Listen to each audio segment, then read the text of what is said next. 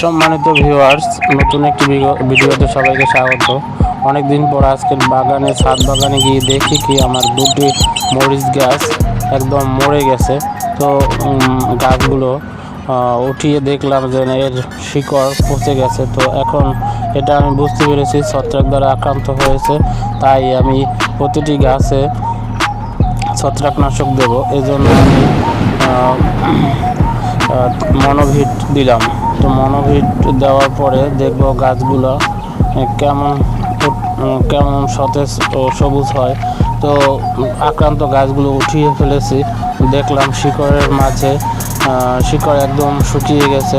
তাই গাছগুলো কে ভালো গাছের সংস্পর্শ থেকে দূরে রাখলাম।